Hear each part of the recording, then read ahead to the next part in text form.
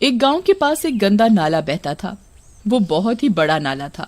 आसपास के गांव और कई शहरों का गंदा पानी उस नाले में आकर गिरता था। उस नाले में से बहुत बदबू आती थी, इसलिए कोई भी आदमी उस नाले के आसपास जाना पसंद नहीं करता था। एक रात पिंकू और रिंकू नाम के दो दोस्त शहर से फिल्म देखकर आ रहे होते हैं। कितनी बदबू आवत है इसमें, बहुत ही गंदा है ये तो। जल्दी से खिसक लो, नहीं तो यहीं इसकी बदबू से बेहोश हो जाएंगे। हाँ। तभी उन दोनों को वहाँ एक औरत और एक छोटी बच्ची दिखते हैं। अरे पिंकू, ये औरत और बच्ची इतनी रात में यहाँ कहाँ बैठी है, और वो भी इतनी बदबू में? चल के देखना पड़ेगा। सही कहा तो भैया, बात कुछ टेढ़ी लगत है और दोनों देखो डरावनी भी लागत है। चलो चल करके देखें। ऐसा कहकर वो दोनों तेजी से वहाँ से जाने लगते हैं, लेकिन तभी वहाँ तेज हवाएं चलने लगती हैं और वो दोनों उस हवा में नाले की तरफ खींचे चले जाते हैं। अरे अरे अरे, मर गया रे! रिंकू भैया बचाओ! ये क्या हो रहा है? मैं तो नाले की तरफ खींचा जा रहा हूँ। बचाओ बचाओ!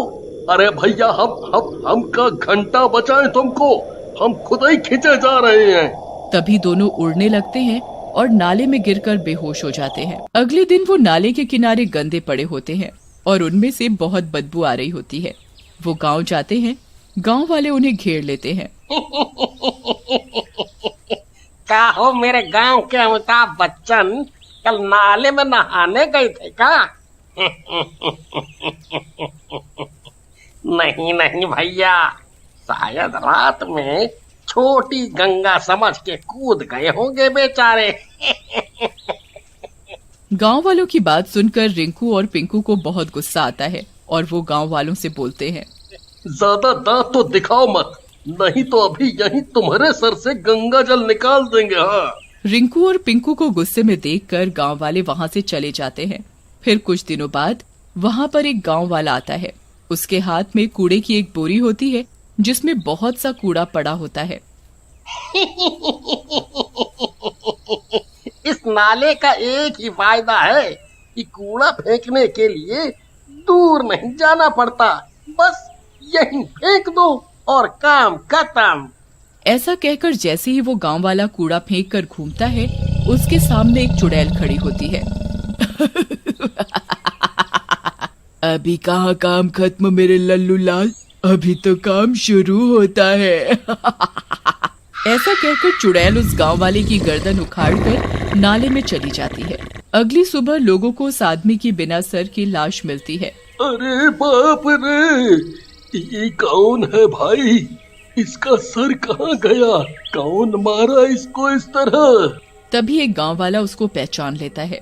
अरे भाई, ये तो कल्लू नाई है। ये कैसे मर गया और कौन इसके सर की हजामत कर गया? इसके बाद गांव वाले कल्लू नाई की लाश का अंतिम संस्कार कर देते हैं। लेकिन उसके बाद उस नाले से आए दिन लाशें मिलने लगती हैं, जिससे गांव वाले बहुत घबरा जाते हैं और गांव के सरपंच के पास जाते हैं। अरे सरपंच जी, कुछ करिए। देखिए ये गांव में क्या हो रहा है। आए दिन उस नाले के पास किसी न किसी की लाश मिल रही है।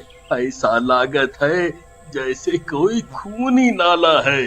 भाइयों, आपकी चिंता ठीक है, लेकिन बिना जाने हम भी क्या कर सकते हैं। अब हमें क्या पता वहाँ कौन और कैसे मर रहा है। तभी वहाँ रिंकू और पिंकू आते हैं। हम तो उस दिन भी कहे रहे कि वहाँ कुछ गड़बड़ है, लेकिन तुम लोग हमारी बात नहीं माने, और देखो गांव में क्या हो रहा है।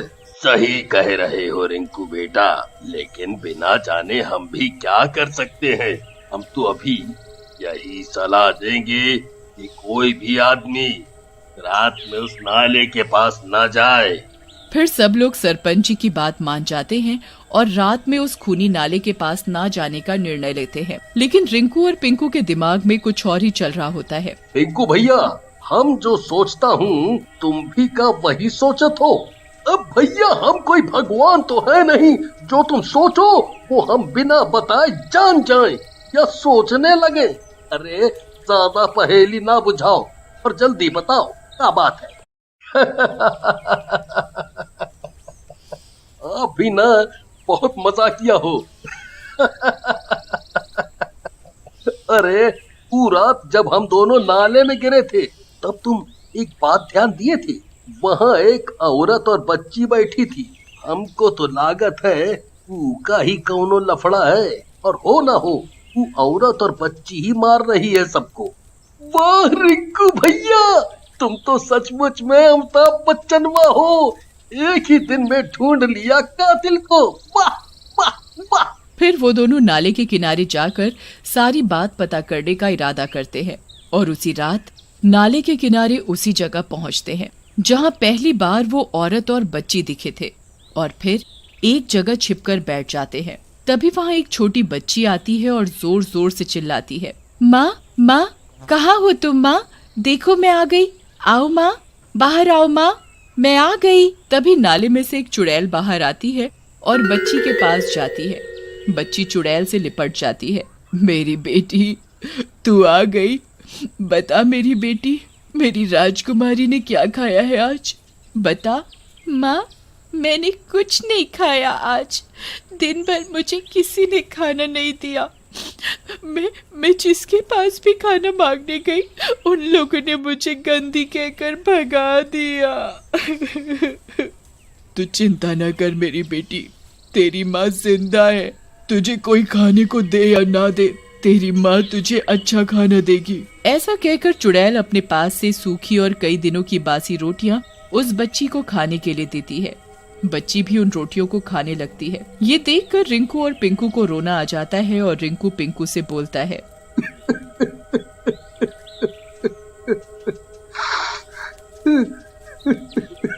पिंकू भैया, वो बच्ची जो खा रही है उससे तो वो बीमार हो जाएगी।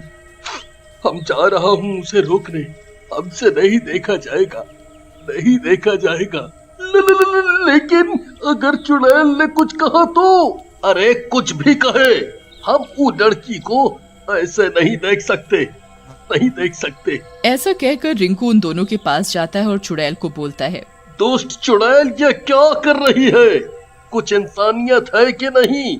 इस बच्ची को नाली के किनारे की बासी गंदी रोटी खिला रही है, ये मर जाएगी। ऐसा कहकर रिंकू उस लड़की के हाथ से वो बासी रोटियां फेंक देता है। इस बात पर चुड़ैल को गुस्सा आ जाता है। ये क्या किया, कुछ दे तो सकते नहीं, कम से कम जो इसके पास है वो तो मत छीनो। ऐसा कहकर चुड़ैल रिंकू को गर्दन से उठा लेती है। तभी वहाँ पिंकू आ जाता है और चुड़ैल के पैरों में गिर जाता है और बोलता है, चुड़ैल जी, माफ कर दो रिंकू भैया को, इनका इरादा आपके काम में बाधा पहुंचाने का नहीं था, ये तो केवल ये चाह रहे थे कि इस बच्ची को अच्छा खाना मिल सके, नहीं तो ये बीमार हो जाएगी और मर भी सकती है। पिंकू की इस बात पर चुड़ैल रिंकू को छोड़ देती है और बोलती है, तू खिलाएगा मेरी बेटी को अच्छा खाना? हाँ क्यों नहीं, वो भी मेरी बेटी जैसी है। उसके बाद रिंकू पिंकू को खाना लाने के लिए बोलता है। पिंकू खाना लाने के लिए चला जाता है। रिंकू चुड़ैल से पूछता है, चुड़ैल जी, आप चुड़ैल कैसे बन गईं? और ये बच्ची कौन है? ये मेरी बेटी पिंकी है। मैं और मेरे पति मरने से पहले इस नाले में साफ सफाई किया करते थे। एक दिन मेरे पति की तबीयत खराब थी और वो काम पर नहीं जा सकते थे। तब ठेकेदार ने उन्हें जबरदस्ती नाले की सफाई के लिए भेजा, जिसकी वजह से उनकी मौत हो गई। और अपने पति को बचाने के चक्कर में मेरी भी मौत इसी नाले में डूबने से हो गई। तब से मेरी ये बेटी अकेली है। और वो दुष्ट ठेकेदार चुड़ैल जी, उसका क्या हुआ? उस दुष्ट को तो मैंने उसके अंजाम तक पहुंचा दिया, लेकिन मेरी ये बेटी तब से अकेली है और ऐसे ही पूरे दिन खाने की तलाश में भटकती रहती है। तब तक पिंकू बच्ची के लिए खाना ले आता है।